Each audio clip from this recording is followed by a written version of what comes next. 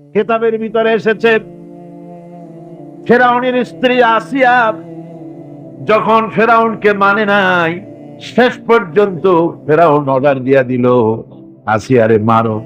মারার জন্য তক্তার ভিতরে হাজার হাজার প্যারাক মারো। তক্তায় প্যারাক মারা হলো, তক্তা তারে উল্টায় দিল, প্যারাক গুলো খাড়া হয়ে গেল। প্যারাক বোঝেন কিনা? প্যারাক বোঝেন? প্যারাক গুলো খাড়া হয়ে গেল। ফেরাউন বলল, এর উপরে আসিয়াকে ফুট করে শোয়াই দাও, এরপরে চতুর্দিক থেকে পিটাইতে থাকো, যতক্ষণ পর্যন্ত আমার উপরে ঈমান না আনে মারতেই থাকো। প্যারাকের উপরে নারী দেহ আসিয়াকে শোয়াই দেওয়া হলো, আর চতুর্দিক দিয়ে মাপ আঘাত করা হচ্ছে। লোহাগুলি শরীরের ভিতরে ঢুকে যাচ্ছে, শত শত লোহা শরীরের ভিতরে ঢুকে যাচ্ছে। এমত অবস্থায় আল্লাহ রাব্বুল আলামিন ডেকে বলেন, ফেরেশতারে, আমার ফেরেশতারা, আমার আসমানের সব দরজাগুলি খুলে দাও। আমার আসিয়া মৃত্যুর আগে, প্রাণ বেরিয়ে যাওয়ার আগে আমার জান্নাতটা দেখে যেন প্রাণটা বেরিয়ে যায়। আল্লাহর এই রাস্তায় মানুষ জীবন দিতে কুণ্ঠা বোধ করে না যদি ঈমান বিল্লাহ, আল্লাহর প্রতি ঈমান মজবুত হয়ে যায়। তার জীবনের মোটেও পরোয়া হয় না। জীবন দিয়েছেন আল্লাহ, এই জীবন দিব, কাকে ফিরায় দেব? এই পম্পেই শহরটা হচ্ছে ঈসা আলাইহিস সালামের জন্মের 2000 বছর আগে এই শহর তৈরি হয়। ঈসা আলাইহিস সালামের জন্মের 179 বছর পর ভূমিকম্প হয়। সেই ভূমিকম্পে গোটা পম্পেই শহরটা পৃথিবীর মানুষের চোখের আড়াল হয়ে যায়, ধ্বংস হয়ে যায়, মাটির তলায়। আজ থেকে 200 বছর আগে মাটি খনন করতে গিয়ে এই শহর আবিষ্কৃত হয়। পুরা শহরটা খুঁড়ে তারা বের করেছে। 180 হেক্টর জমিনের উপরে এই বিশাল শহর। ঘুরে ঘুরে দেখলাম, গাড়ি চলে না সেখানে, পায়ে হেঁটে দেখতে হলো। প্রশস্ত রাস্তা। আজ থেকে 4000 বছর আগের মানুষেরা রাস্তা বানাতে জানতো পাথর দিয়ে, এবং রাস্তার দুধারে তাদের ছিল ফুটপাত, পানির ব্যবস্থা, নগরায়নের সব রকমের সুযোগ সুবিধা। তারপরে সেখানে বিচারালয়, এরপরে দোকানপাট, বাজার ঘাট, সবকিছুর ব্যবস্থা রয়েছে। বিশাল বিশাল পাথরগুলি দিয়ে পিলার তৈরি করা। ভাবলাম, এই পিলারগুলি, এই পাথরগুলি তারা কিভাবে ক্রেন ছাড়া এত উপরে উঠালো কি করে? আমার মাথায় আসলো না। পাথর কেটে কেটে সুন্দর সুন্দর অঙ্কন শিল্প তারা করেছে। এরপরে ঘুরতে ঘুরতে বাদশার রাজার বাড়িতে গিয়ে ঢুকলাম। সেখানে গিয়ে দেখলাম উলঙ্গ এত মূর্তি পাথরের তৈরি করা। পাথর কেটে কেটে দেওয়ালে যৌন মিলনের এমন কোন অশ্লীল ছবি নাই যা তারা সেখানে তৈরি করেন। উলঙ্গ মূর্তি আর উলঙ্গ যৌন মিলনের অসংখ্য ছবি দিয়ে এই এলাকা ভরা। তখন আমি বুঝলাম আল্লাহর গজব হওয়ার কারণটা কি, এই শহরটা মাটির নিচে হরক হয়ে যাওয়ার কারণটা কি। আল্লাহ পাক জেনা ব্যভিচার যে দেশে বেশি হয় আল্লাহ পাক বরদাস্ত করে। দুশ্চরিত্র যে দেশের মানুষ দুশ্চরিত্র হয়ে যায়, জেনা ব্যভিচার বেশি হতে থাকে, আল্লাহ হরক করে দেন। এই গজব এক এক সময় এক এক রকমের হয়ে আসে। কখনো মাটির নিচে দাবায় দেন, কখনো মহামারী, কোন দেশে কলেরা, কোন দেশে জলোচ্ছ্বাস, কোথাও ভূমিকম্প, আর সর্বশেষ এই জেনা ব্যভিচারের জন্য আল্লাহ পাকের চূড়ান্ত এই যৌনতার অশ্লীলতার জন্য চূড়ান্ত গজব বর্তমান বিশ্বের জন্য এইডস। আল্লাহ পাক এই গজব দিয়েছে। বন্ধু, আমি সেই জায়গা, আমি সেখানে যা দেখলাম যে আল্লাহ পাক পাহাড়গুলিকে কিভাবে উড়াবেন, এটা অস্বীকার করার কোন উপায় নাই। বিশ্বাস তো করতামই। তবে হযরত ইব্রাহিম আলাইহিস সালাম যেমন বলেছিলেন, রব্বি আরিনি কাইফা তুহিল মাউত, আয় আল্লাহ তুমি মরাকে জিন্দা করবা কেমনে? আল্লাহ পাক বলেন, আওয়ালাম তুমিন, তুমি বিশ্বাস করো না? ইব্রাহিম আলাইহিস সালাম বললেন, বালা, অবশ্যই বিশ্বাস করি, ওয়ালাকিন লিয়াতমাইন্না কলবি, যদি চোখে দেখতাম তাহলে আমার অন্তরাত্মা ঠান্ডা হতো। আল্লাহ রাব্বুল আলামিন চোখে দেখায় দিলেন জিন্দা কেমনে মুর্দা হবে, মুর্দা কেমনে জিন্দা হবে, আল্লাহ দেখায় দিলেন। পাহাড় উড়ায় দিবেন আল্লাহ রাব্বুল আলামিন। একথা কলিজার মধ্যে তার উপর ঈমান, বিশ্বাস কিন্তু আল্লাহ চোখে দেখাইছেন, ঈমান আরো মজবুত হয়েছে, যা ছিল মজবুত হয়েছে। সুবহানাল্লাহ। আল্লাহর ভয়তে কলিজা কেঁপেছে। আমি পাহাড়ের উপরে কেঁদেছি, যার যার হয়ে কেঁদেছি। আপনারা যারা এই মাহফিলে এসেছেন, বুখারী শরীফের হাদিসে এসেছে, আল্লাহ পাকের কিছু কিছু ফেরেশতারা তারা শুধু রাস্তায় রাস্তায় ঘোরে, গ্রামে গঞ্জে ঘোরে। তাদের কাজই হলো ঘোরা। ঘুরতে ঘুরতে যখন তারা দেখেন কোন জায়গায় কিছু লোক বসে গেছে এবং আল্লাহ পাকের জিকির করছে, আল্লাহর কোরআনের আলোচনা করছে, তখন এক ফেরেশতা আর এক ফেরেশতাকে ডেকে বলে, তোমরা যে কারণে ঘুরছো আসো, সেই লোকগুলি পেয়ে গেছে। ফেরেশতারা মাহফিলের চতুর্দিকে দাঁড়ায় যায়, গায়ে গায়ে মিশে, হাত্তাকে পৃথিবীর মাটি থেকে আকাশ পর্যন্ত আল্লাহর রহমতের বৃষ্টি অবতীর্ণ হতে থাকে সেখানে। আল্লাহ পাক সবকিছু জানা সত্ত্বেও ওই ফেরেশতাদেরকে প্রশ্ন করেন, ফেরেশতারা এই লোকগুলি এখানে বসে আছে কেন, তারা কি বলছে? ফেরেশতারা বলে, রব্বুল আলামিন তোমার এই বান্দাগুলি তোমার বিরাটত্ব, তোমার মহানত্ব বর্ণনা করছে, তোমার পবিত্রতা ঘোষণা করছে, তোমার শুকরিয়া আদায় করতেছে, জিকির আজগার করতেছে। আল্লাহ পাক প্রশ্ন করেন, ও ফেরেশতারা তারা কি আমাকে দেখেছে নাকি? ফেরেশতারা জবাব দেন, না রব্বুল আলামিন তোমাকে তারা দেখে নাই। আল্লাহ পাক বলেন, যদি আমারে তারা দেখতো তাহলে কি হতো? ফেরেশতারা বলেন, রব্বুল আলামিন তোমার বান্দাগুলি তোমাকে পাওয়ার জন্য আরো বেশি জিকির করত, আরো বেশি ফিকির করত, আরো বেশি প্রশংসা করত, আরো বেশি তাসবিহ পড়ত। আল্লাহ পাক প্রশ্ন করেন, ও ফেরেশতারা আমার এই বান্দাগুলি আমার কাছে কি চায়?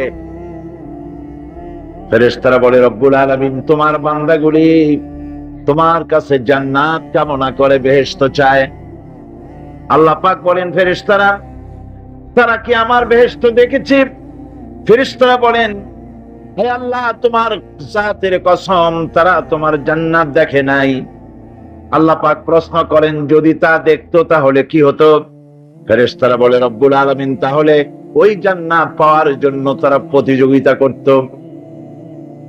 আল্লাহ পাক এরপরে প্রশ্ন করেন, ফেরেশতারা আমার এই বান্দাগুলি কিসের থেকে আমার কাছে আশ্রয় চায়, কান্দে কেন? ফেরেশতারা বলেন, রব্বুল আলামিন তোমার বান্দারা তোমার জাহান্নামের আগুন থেকে মুক্তি চায়। আল্লাহ পাক প্রশ্ন করেন, ও আমার ফেরেশতারা তারা কি আমার জাহান্নাম দেখেছে নাকি? ফেরেশতারা বলেন, রব্বুল আলামিন তোমার জাতির কসম করে বলি ওরা তোমার জাহান্নাম দেখে নাই। আল্লাহ পাক বলেন, যদি তা দেখতো তাহলে কি হতো?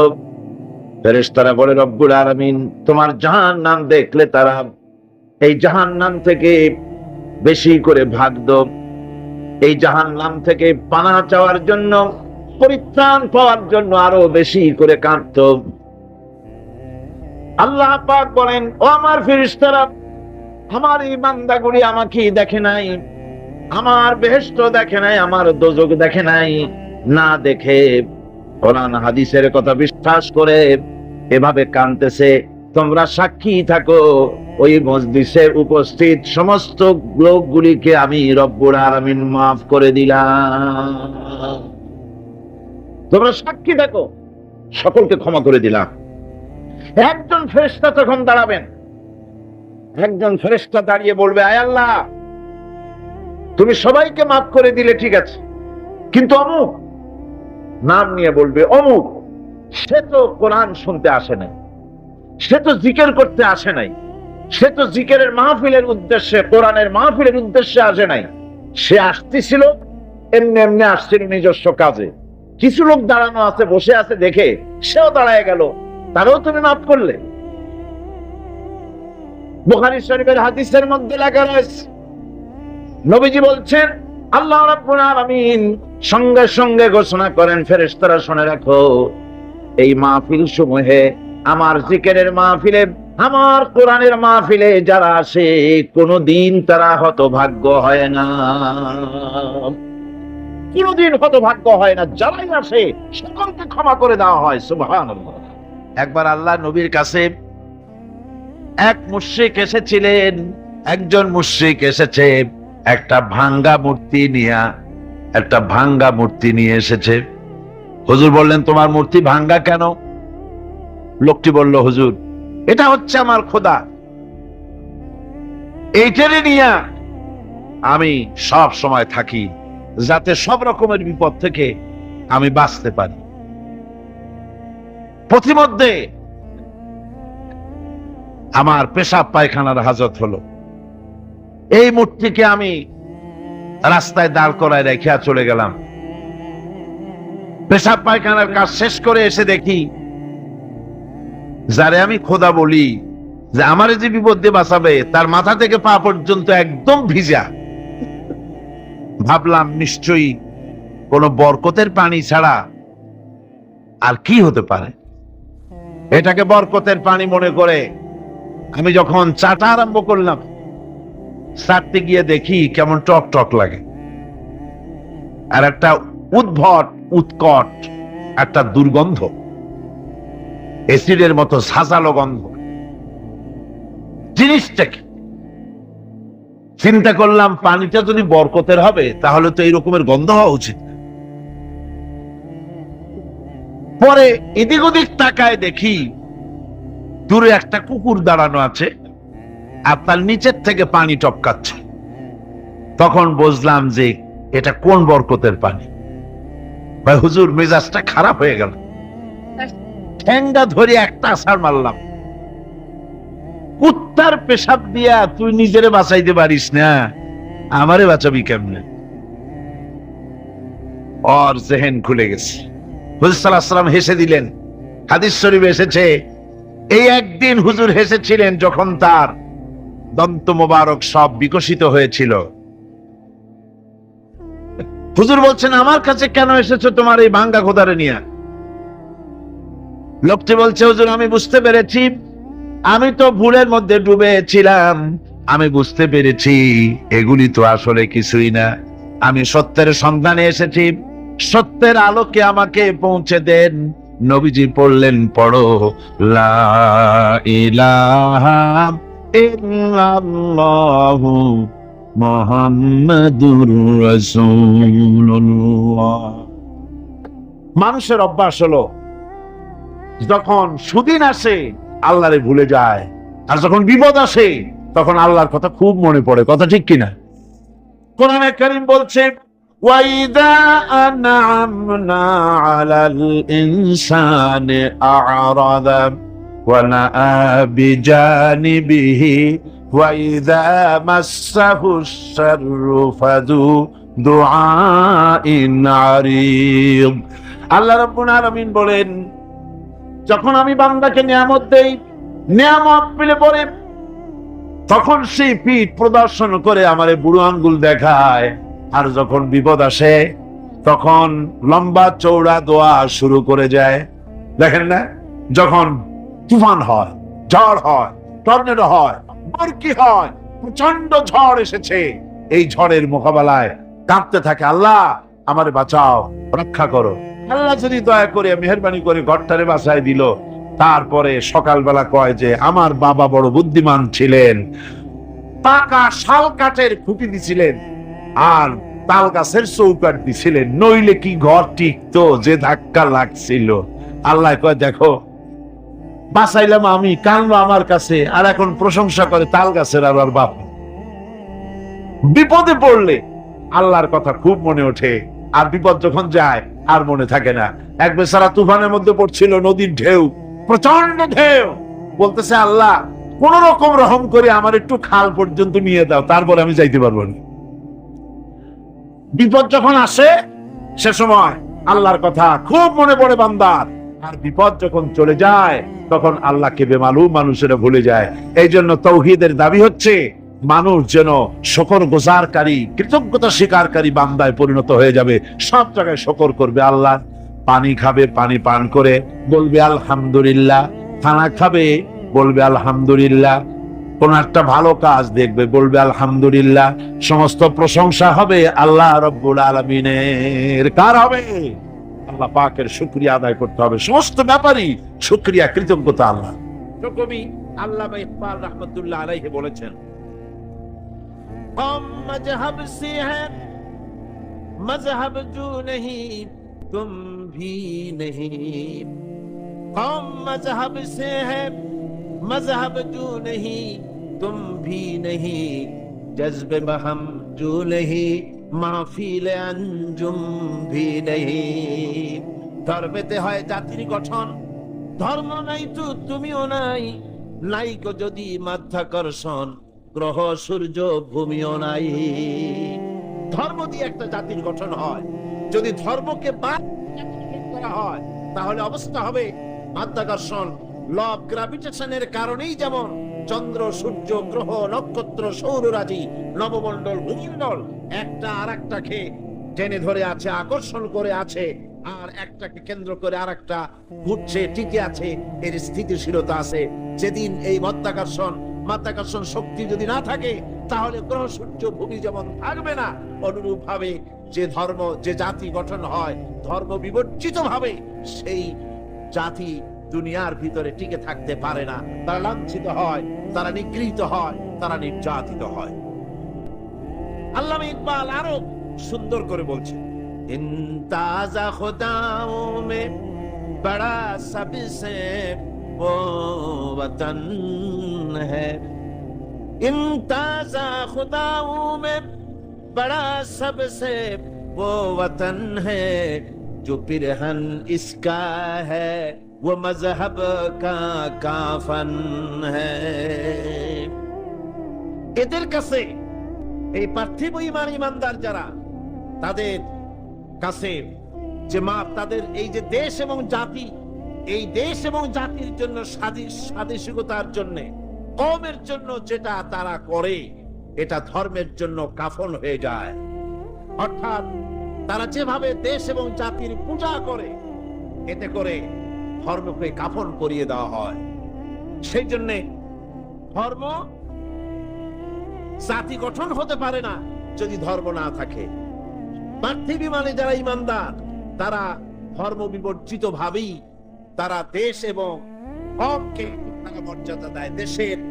দেশের পানির ব্যাপারে, নদীর ব্যাপারে, গাছের ব্যাপারে, তরুলতার ব্যাপারে, সূর্যের ব্যাপারে অনেক গান রচনা করতে পারে। তাদের কবিতা শক্তি উচ্চারিত হতে থাকে, সুন্দর সুন্দর কবিতা সাহিত্য তারা লেখে। কিন্তু পার্থিব ইমানদার ব্যক্তি যারা, পার্থিব ইমানে যারা বিশ্বাসী, তাদের তৃতীয় খোদা হলো তাদের দেশের আইন। এই আইনকে তৈরি করে তারা নিজেরা, একে পূজাও করে তারা নিজেরা, একে জোড়া তালি দিয়ে টিকেও রাখে তারা নিজেরা। এই আইন তারা নিজেরাই তৈরি করে আর জোড়া তালি দিয়ে বাঁচায় রাখার চেষ্টা করে। যেমন বাংলাদেশের সংবিধান, এটি একটি আইন। এই সংবিধান তৈরি হয়েছে 1900 কত সনে? বলেন 1900 কত সনে? 1972 সালে বাংলাদেশের সংবিধান তৈরি হল। আর আজ হলো 1994 সনের 26শে ডিসেম্বর। কত বছর হলো? ভুলে গেছেন নিজের দেশের স্বাধীনতার কথা।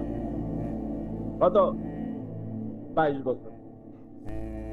1972 থেকে শুরু করে 1994 এই ডিসেম্বর পর্যন্ত বাংলাদেশের সংবিধান কতবার জোড়াতালি দেওয়া হয়েছে বলেন? তাও জানেন না? 12 বার। 12 বার বাংলাদেশের সংবিধানকে অ্যামেন্ডমেন্ট করা হয়েছে, জোড়াতালি দেওয়া হয়েছে, সংযোজন করা হয়েছে। এই আইন তৈরি করে তারা, জোড়াতালি দিয়ে বাঁচায় রাখে তারা। আমি বলে থাকি, যদি এই রেটে, এই রেশিও অনুযায়ী যদি জোড়াতালি দেওয়া চলতে থাকে প্রতি 22 বছরে 12 বার অ্যামেন্ডমেন্ট করা হবে, তাহলে 70-80 বছর যেতে না যেতে এই সংবিধানের অরিজিনালিটি থাকবে। কম্বলের লোম বাঁচতে বাঁচতে আসল কম্বলের অস্তিত্বই শেষ হয়ে যাবে। এবার আপনারা বলেন, কোরআন শরীফ আল্লাহর এক সংবিধান। কোরআন শরীফটা কি? আল্লাহর এক সংবিধান। নাজিল হয়েছে কতদিন? 1400 বছর। এই দীর্ঘ 1500 বছরের মতো পার হয়ে গেল। কোরআনে কারিমের ভিতরে জোড়াতালি দেওয়া, অ্যামেন্ডমেন্ট করার প্রয়োজনীয়তা দেখা দিয়েছে কতবার? আর তারা জবাব দিলেন না। তাদের মনে বুঝি সন্দেহ আছে? কতবার হয়েছে? ভবিষ্যতে হওয়ার কোন সম্ভাবনা আছে? কারণ এই সংবিধানটা আল্লাহ তৈরি। এটা কার তৈরি? আল্লাহ পাক। মানুষ যে সংবিধান তৈরি করে, যে আইন তৈরি করে, সেটা করে নিজস্ব জ্ঞান। আর মানুষের নিজস্ব জ্ঞান হচ্ছে সীমিত জ্ঞান। এই জ্ঞানে অতীত সে ভুলে যায়, ভবিষ্যৎ সে জানে না, বর্তমান সম্পর্কে সিদ্ধান্ত নিতে গিয়ে সে ভুল করে। কিন্তু আল্লাহ রাব্বুল আলামিন তিনি এমন এক সত্তা, যার কাছে অতীতকাল বলে কোনো কাল নাই, যার কাছে ভবিষ্যৎ কাল বলে কোনো কাল। আল্লাহর কাছে সবটা কাল কি? বলেন না, সবটা কাল কি? বর্তমান। সুতরাং বর্তমানের উপরে ভিত্তি করে যে আল্লাহ পাক আইনের কিতাব রচনা করেছেন, তার ভিতরে পরিবর্তনের প্রয়োজন কিয়ামতের এপাশে পরিবর্তন প্রয়োজন দেখা দিবে না। কোন আলহামদুলিল্লাহ। এই জন্যে কোরআন শরীফ বলছে, রাসূল কারীম সাল্লাল্লাহু আলাইহি ওয়াসাল্লামের কাছে তারা বলতো, ইয়াকুলুনা হাল লানা মিনাল আমরি মিন শাই। তারা বলতো, হে নবী, আইন প্রণয়নের ব্যাপারে আমাদের কোনো অধিকার আছে কিনা? আমরা একটু অংশ নিতে পারি কিনা? আল্লাহ পাক জবাবে বললেন, কুল ইন্নাল আমরা কুল্লুহু লিল্লাহ। বলে দাও, আইন প্রণয়নের ব্যাপারে, হুকুম পরিচালনার ব্যাপারে সবটা এখতিয়ার কেবলমাত্র কার? জোরে সরে বলেন, কার? আল্লাহ পাক। কারণ এই পৃথিবীতে মানুষের কাছে আইন তৈরি করার মতো একটা গুরুত্বপূর্ণ বিষয় মানুষের হাতে ছেড়ে দেওয়া যায় না। ওই মানুষের হাতে যারা স্বার্থপরতায় ভোগে, যাদের মন সংকীর্ণ, যারা সামান্য জিনিস নিয়ে স্বার্থপরতায় ভোগে, তারা এত বড় কাজ করতে পারে না। যদি আইন তৈরি করার দায়িত্ব তাদের দেওয়া হয়, তাহলে সর্বপ্রথম তারা আইন তৈরি করবে নিজেদের ভাষার স্বার্থে, দলের স্বার্থে, দেশের স্বার্থে, অঞ্চলের স্বার্থে। তারপরে করবে অন্য মানুষের জন্য। দেখেন, পৃথিবীতে সবচাইতে এসেনশিয়াল জিনিসগুলো এই জন্য আল্লাহ পাক নিজের হাতে রেখেছে। যেমন পানি, অক্সিজেন, বাতাস, এগুলি আল্লাহ নিজের হাতে রেখেছে। কারণ মানুষ তো আল্লাহ সৃষ্টি করেছেন, আল্লাহ জানেন এদের দুর্বলতা কোথায়। এরা মোটে সুযোগ পায় না। সুযোগ একটু পেলেই বলে ভাতে মারবো, পানিতে মারবো। আর এদের হাতে যদি আইন তৈরি করার দায়িত্ব দিয়ে দেওয়া হয়, আর এইসব গুরুত্বপূর্ণ জিনিস যদি তাদের হাতে তুলে দেওয়া হয়, তাহলে ক্ষমতায় যেতে পারলে তারা বিরোধী দলকে বলবে, আমাদের দলে না আসা পর্যন্ত, আমাদের বশ্যতা স্বীকার না করা পর্যন্ত বাতাস দেব না, অক্সিজেন দেব না, পানি দেব না। এই জন্য সবচাইতে গুরুত্বপূর্ণ জিনিসগুলি আল্লাহ তার নিজের হাতে রেখেছেন। এই পৃথিবীতে পানি, আগুন, বাতাস, অক্সিজেন যেমন গুরুত্বপূর্ণ, এর থেকে কম গুরুত্বপূর্ণ নয় পৃথিবীর মানুষের জন্য একটি সার্বজনীন আইন। যেহেতু বাতাস থাকুক, বাতাস তো আছে পৃথিবীতে, বাতাসের অভাব নাই, পানির অভাব নাই, আগুনের অভাব নাই, অক্সিজেনের অভাব নাই, তারপরেও মানুষেরা নির্যাতিত, নিষ্পেষিত, নারীরা অধিকার হারা, শ্রমিকরা অধিকার থেকে বঞ্চিত, কালো মানুষ সাদা মানুষের নির্যাতনে নাগরিক অধিকার থেকে বঞ্চিত। ছোট ছোট শক্তিগুলিকে বৃহৎ শক্তিগুলি শেষ করে দিচ্ছে। সুতরাং আইনের মতো এই গুরুত্বপূর্ণ একটি বিষয় আল্লাহ পাক নিজের হাতে রেখেছেন। কার হাতে রেখেছেন? নিজের হাতে রেখেছেন। সে আইনের কিতাবখানার নাম হলো, এটার নাম হলো, তাই আল্লাহ রাব্বুল আলামিন তার উপরে যারা ঈমান আনে তাদের ঈমানের ভিতরে আল্লাহ থাকে, রাসূল থাকে, পরকাল থাকে, জবাবদিহিমূলক আচরণ থাকে। সে ব্যাখ্যা পরে দেব। আর পার্থিব ঈমানে যারা বিশ্বাসী, পার্থিব ঈমান যাদের রয়েছে, পার্থিব ধরনের ঈমান যাদের, তাদের ঈমান হলো 3 নম্বরে হতেছে তাদের দেশের আইন, 4র্থ নম্বরে তাদের মাবুদ হচ্ছে, 4র্থ নম্বরের খোদা হচ্ছে তাদের কাছে তাদের নফস, প্রবৃত্তি। এই নফসের গোলামি তারা করে, প্রবৃত্তির গোলামি তারা করে, মন যা চায় তাই তারা করে। সেখানে কোনো বাধা নাই, সেখানে কোনো বিপত্তি নাই, সেখানে কোনো আইন নাই, নীতি নৈতিকতার কোনো বালাই নাই, মন যা চায় তাই তারা করে। এটা হলো 3 নম্বর। বর্তমান পৃথিবীর এই প্রেক্ষাপটে আমি চিন্তা করেছি ঈমানের উপরেই বিশদ আলোচনা হওয়া প্রয়োজন। যেহেতু ঈমান চাই, আমরা অনেক ঈমানের গুরুত্ব বুঝি নাই, ঈমানের পরিচয় জানি না, তাওহীদ এবং শিরকের পার্থক্য বুঝি না, কোরআন হাদিস মানার নামে শুধু মানি মুখে, বাস্তব জীবনে তার প্রতিফলন ঘটাই না, যার কারণে এই দুরবস্থা ঘটেছে। সেজন্য আমি সিদ্ধান্ত নিয়েছি এই 5 দিন আমি ইনশাআল্লাহ, আল্লাহ পাক যদি তৌফিক দেন, তাহলে ঈমানের উপরেই কথা বলবো। ধীরে ধীরে আস্তে আস্তে করে প্রতিদিন এক একটি ঈমানের এক একটি অধ্যায়ের উপরে আলোচনা করব, যাতে করে আল্লাহ পাক ঈমানটা আমাদেরকে বোঝার তৌফিক দেন এবং ঈমানের উপরে টিকে থাকার তৌফিক দেন, আর ঈমান নিয়ে কবরে যাওয়ার তৌফিক দেন। ঈমানের সমৃদ্ধ সিনা নিয়ে যেন কিয়ামতে আল্লাহর দরবারে আমরা উঠতে পারি, এ তৌফিক যেন আল্লাহ সুবহানাহু ওয়া তাআলা আমাদেরকে দান করে দেন। আমরা সবাই বলি আমিন। আমি যেখান থেকে আপনাদের সামনে আলোচনা করতে চাই, আসুন শুরু করা যাক।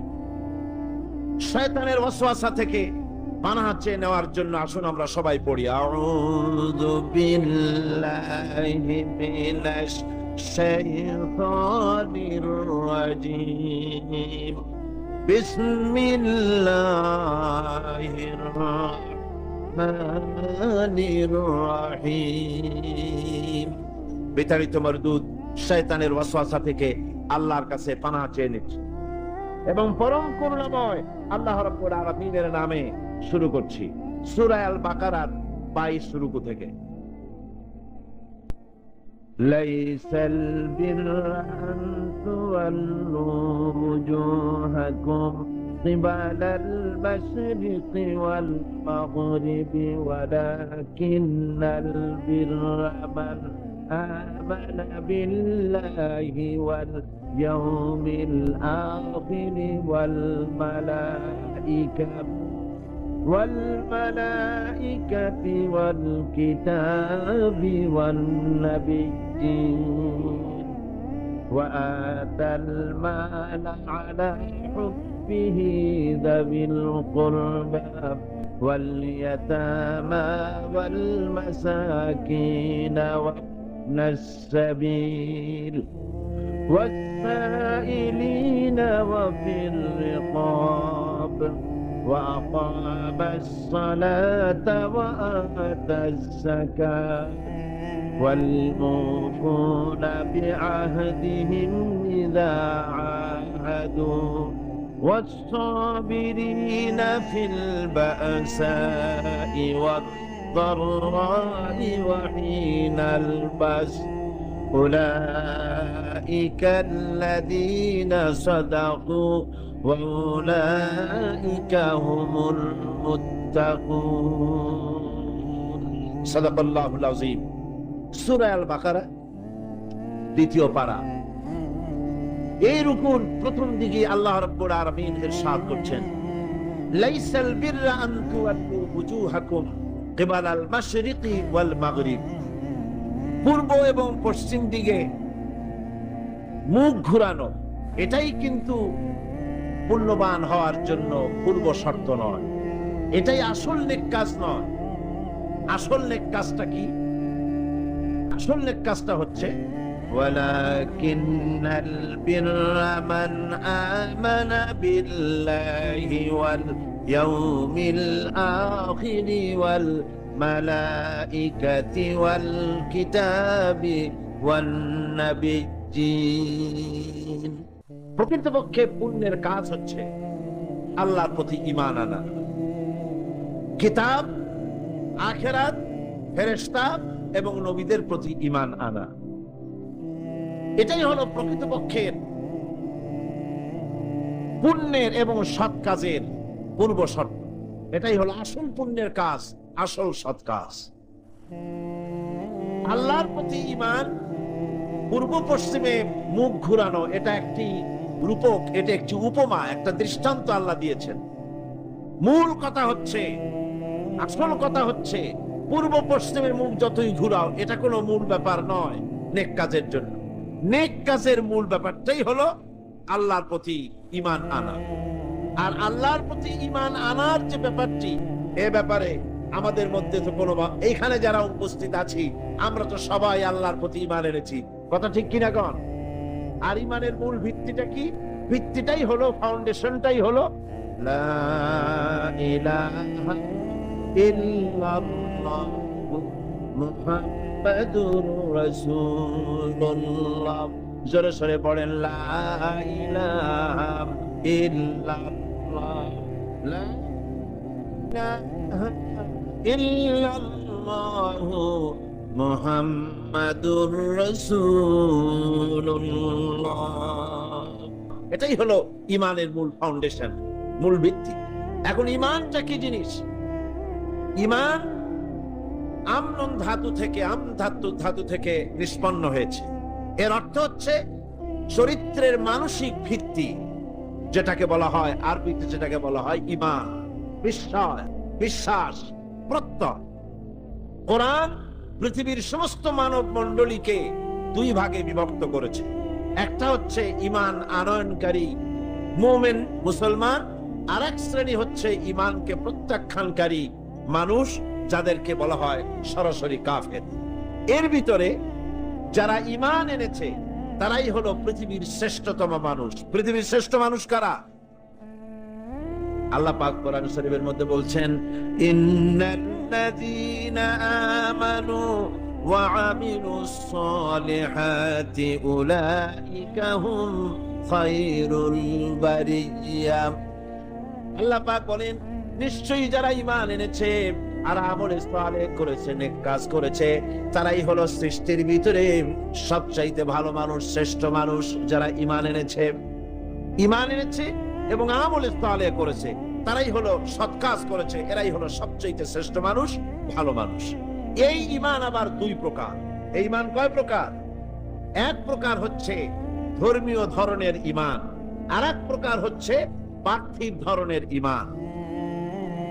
এখন ধর্মীয় ধরনের ঈমান যেটা, সেটা হলো আল্লাহ, পরকালে বিশ্বাস করা, পরকালে জবাবদেহিমূলক জীবন যাপন করা, নবীর জীবন আদর্শকে মেনে চলা, রিসালাতকে মেনে চলা, এগুলি হলো ধর্মীয় ধরনের ঈমান।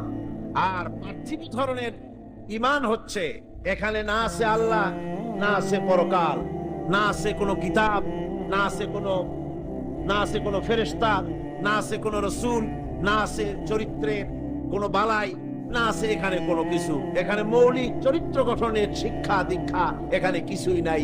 এখানে আছে দুনিয়া কা মজা লে লো, দুনিয়া তুমহারি হ্যায়, ইট ড্রিঙ্ক এন্ড বি মেরি, খাও পান করো আর ফুর্তি করো, টু ফুর্তি নো চিন্তা।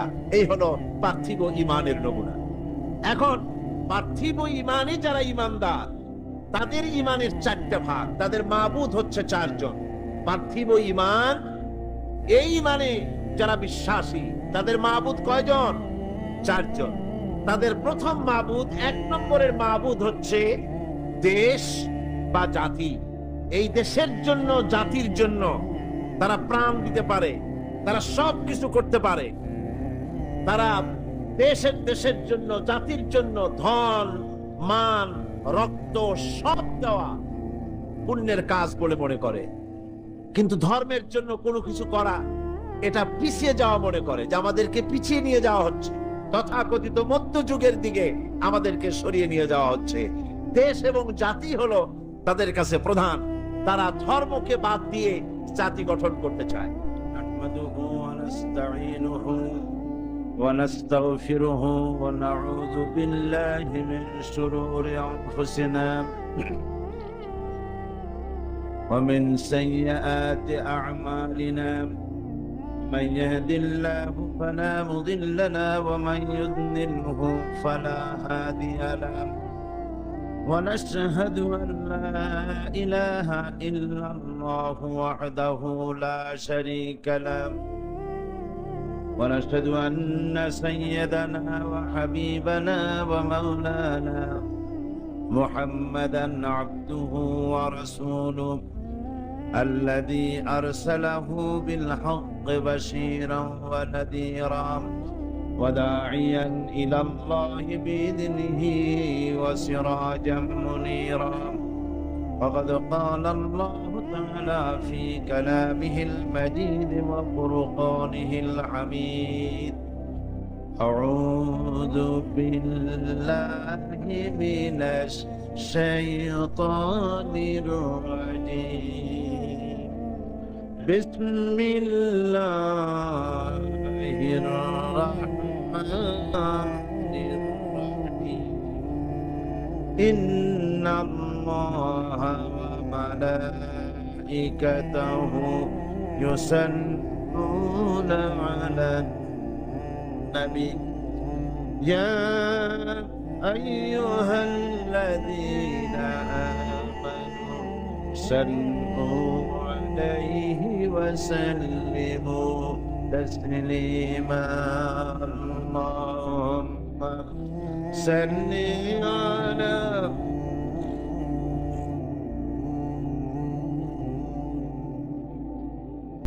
وعلى آل سيدنا مولانا محمد. জোরে সোরে মোহাম্মদের সাথে সবাই পড়েন আল্লাহুম্মা সাল্লি আলা সাইয়্যিদিনা ওয়া আলা আলি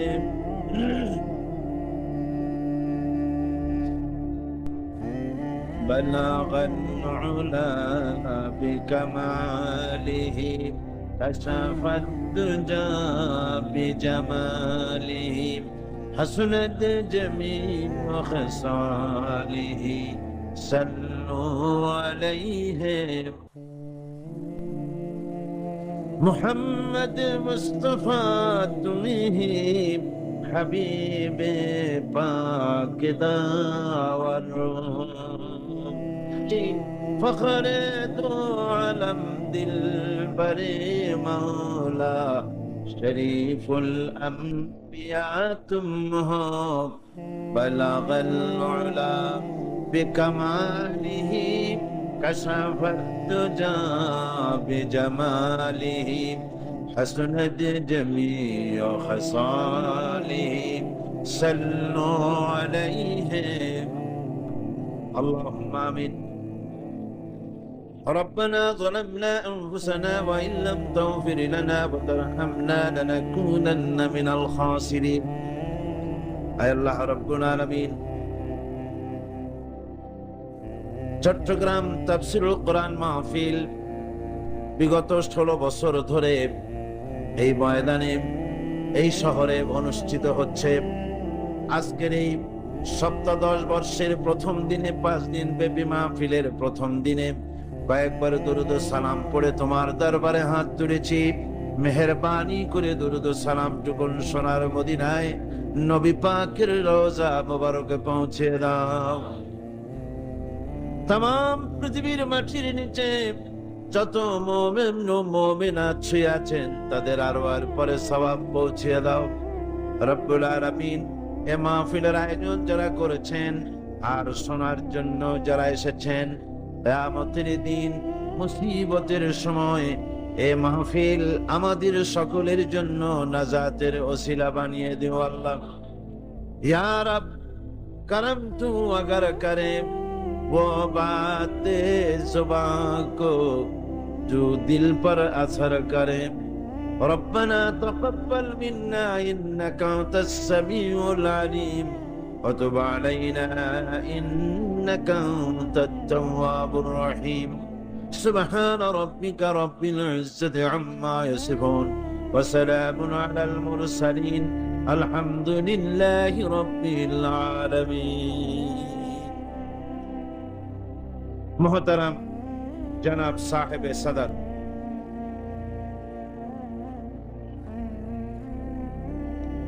ए महफिलेर रौनक बख्श आलिम दीन सय्यदी मुर्शिदी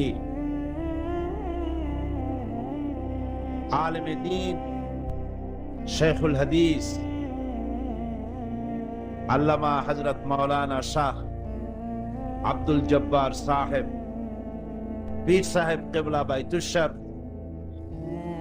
दामत बरकातुहुल आलिया, हजरात उलमाए किराम, सम्मानित সুধীমণ্ডলী, উপস্থিত আমার দিনদার ইমানদার মুসলমান ভাইয়েরা, পর্দার আড়ালের বোনেরা, সুপ্রিয় সাংবাদিক ভাইয়েরা, আসসালামু আলাইকুম ওয়া রাহমাতুল্লাহি ওয়া বারাকাতুহু।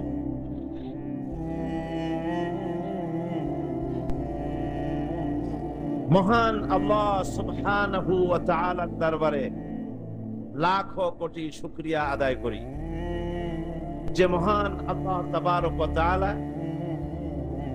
ইসলামী সমাজ কল্যাণ পরিষদ চট্টগ্রাম কর্তৃক আয়োজিত তাদের বার্ষিক তাফসীরুল কোরআন মাহফিল, যা বিগত 16 বছর পার হয়ে এবারে সপ্তদশ বর্ষে পদার্পণ করেছে, মুসালসাল এই তাফসীরুল কোরআন মাহফিলের এই ধারাবাহিকতায় আজকের 5 দিন ব্যাপী তাফসীরুল কোরআন মাহফিলের প্রথম দিনে আমরা উপস্থিত হতে পেরে মহান মনিবের দরবারে সেজদা অবনত হয়ে হৃদয়ের সবটুকুন আবেগ এবং শ্রদ্ধাকে উজাড় করে দিয়ে শুকরিয়া আদায় করছি মনিবের দরবারে, বলছি আলহামদুলিল্লাহ। মহব্বতের সাথে জোরে সোরে সবাই পড়েন আলহামদুলিল্লাহ। রব্বানা লাকাল হামদ